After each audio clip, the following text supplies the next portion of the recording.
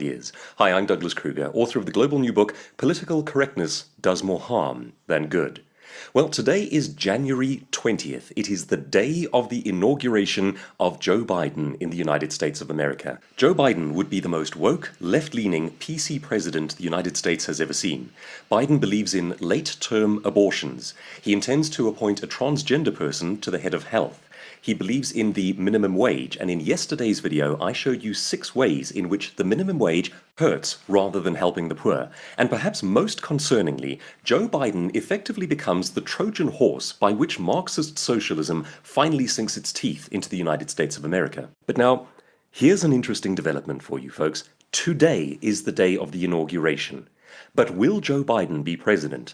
I want to show you something. This is something you are not going to see in any of the mainstream media, but this interview was released in the United States yesterday, the 19th of January. Watch this. First guest today is Matthew DePerno. He is an attorney who serves clients worldwide from his office in Kalamazoo, Michigan.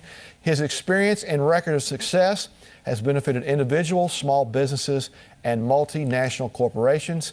Matthew, good morning and welcome to America Stands. How are you this morning? I'm great, Tim. Thanks for having me on. Good. You are actually part of a very important case there in Michigan, in Antrim County. Can you briefly describe to our audience what that lawsuit is about and how important it is to our nation? Thanks. Near the end of November, we filed a lawsuit in Antrim County, Michigan. You recall, Antrim County was the county where we first realized that votes were flipped from Donald Trump to Joe Biden. So we filed a lawsuit in that county challenging the election results, challenging down ballot election results, filed a constitutional challenge to the case, and asked the court to allow us to take forensic images of the Dominion software system. The court allowed that. We did that. On December 14th, we put out a report by the ASOG group that detailed that the Dominion voting system was designed intentionally and purposely to create election fraud. And since that time, we've been working on the case still, conducting discovery and getting discovery from the state of Michigan.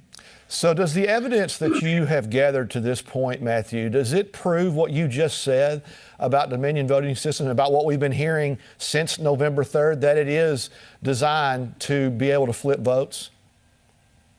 It does. That's the evidence that we have seen. That's the evidence that our group analyzed when they put out the report. So I can speak to what the report says.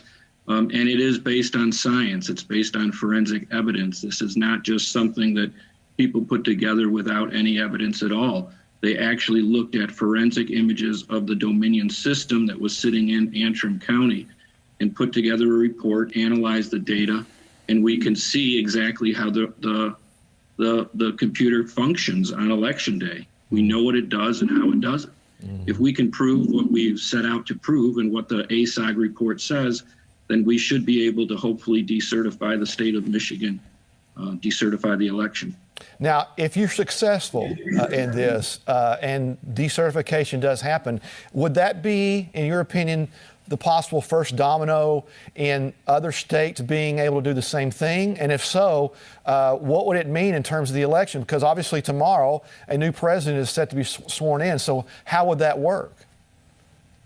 Yeah, I can't speak, and I don't know what it would mean for the entire country, but what I can say is that our goal here in Michigan is to, number one, get Dominion system out of Antrim County. We can do that. We can get it out of the state of Michigan. We can do that. We can decertify the election in Michigan, and then it'll be up to other states as to how they react to that. Yeah. Designed intentionally and purposefully to create election fraud.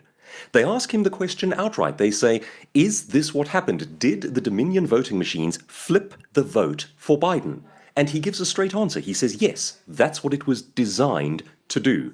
Now, folks, I'm a simple person looking in from the outside. I do not have a law degree. I'm not even an American. However, I am observing a man who has a forensics team, and the forensics team has a Dominion voting machine, and their observation is that the machine is designed to flip votes for Biden.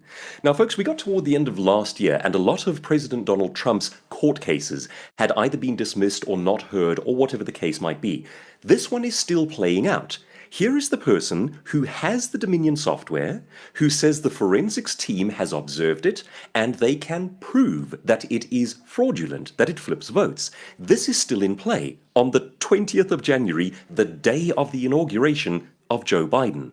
So, will Joe Biden be the President of the United States? Well, he will be inaugurated today, but the question is, will it stick?